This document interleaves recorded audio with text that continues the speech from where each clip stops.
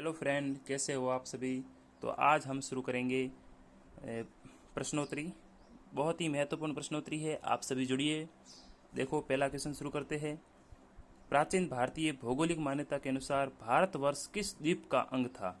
तो जम्बू द्वीप का अंग था। ये प्राचीन भारतवर्ष की बात कर रहे हैं कि प्राचीन भौगोलिक मान्यता के अनुसार भारतवर्ष किस द्वीप का अंग था? तो जम्बू जम्बू द्वीप का अंग था। ठीक है। दूसरा क्वेश्चन है कि सर्वप्रथम इंडिया इंडिया शब्द का प्रयोग भारत के लिए किस भाषा में किया गया? तो ग्रीक भाषा में किया गया। कौन सी भाषा में? ग्रीक भाषा में। फिर आता है कि भारत की मुख्य भूमि की दक्षिण सीमा सीमा है। देखो, मुख्य भूमि की पूछ रहा है तो 8 डिग्री 4 मिनट उत्तरी अक्षांश से शुरू होता है। ठीक है। और यदि संपूर्ण भूमि का पूछे तो अंडमान के पिगमिनियन द्वीप से शुरू होगा 6 डिग्री 4 मिनट उत्तरी अक्षांश से। ठीक है। चौथा क्वेश्चन है कि भारतीय मानक समय आधारित है 82.5 डिग्री पूर्वी देशांतर, जो कि इलाहाबाद के नैनी के समीप से गुजरती है। ठीक है। फिर आता है भारत का प्रमाणिक समय उस स्थान का स्थानीय समय है जो कि इलाहाबाद के समीप नैनी है। वहाँ का जो स्थानीय समय है वो भारत का प्रमाणिक समय है। ठीक है।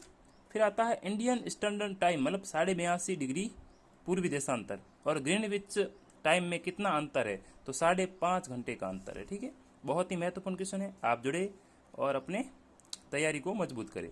भारत का दूर दक्षिणी भाग बोले तो इंदिरा पॉइंट से भूमध्य रेखा की दूरी कितनी है? मतलब ये देखो, ये है और इससे भूमध्य रेखा कितनी दूर है? तो इसका एक ट्रिक है, 876 किलोमीटर, मतलब 876 किलोमीटर। इसका सी सही हो जाएगा।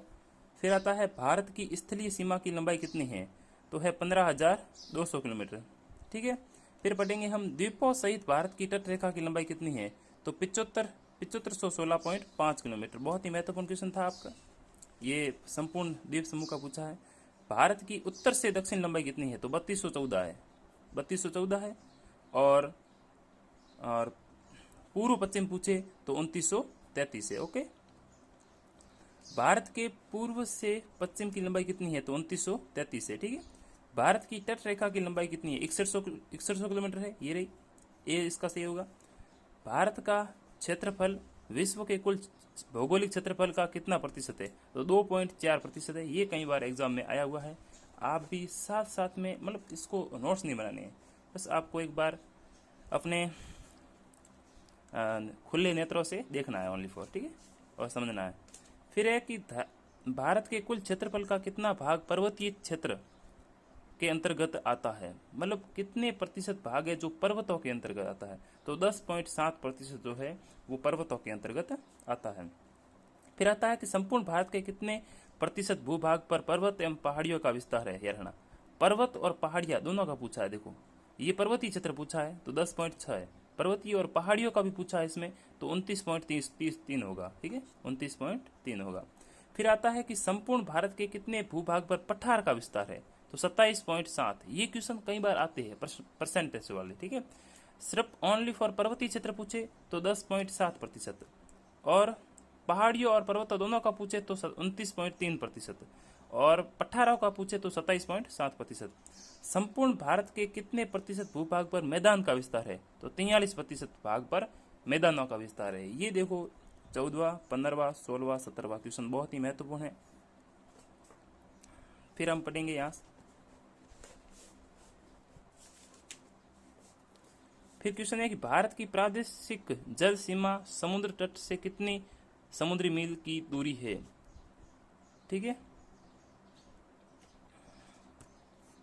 ठीक है। ये क्वेश्चन है कि भारत की प्रादेशिक जल सीमा समुद्र तट से कितनी समुद्र मील की दूरी है? तो 12 मील है। और भारत का संलग्न क्षेत्र प्रादेशिक जल सीमा के आगे कितने समुद्र मील की दूरी तक है? तो है 24 मील की दूरी तक है। ठीक है। ये आप दो क्वेश्चन देख लो। फिर है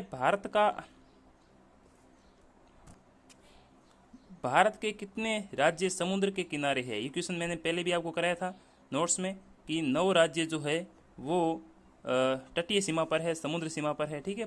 फिर अगला क्वेश्चन पढ़ेंगे कि भारत के किस राज्य में सबसे लंबी मुख्य तट रेखा है? गुजरात की है। सेकंड नंबर पूछे तो आंध्र प्रदेश की है।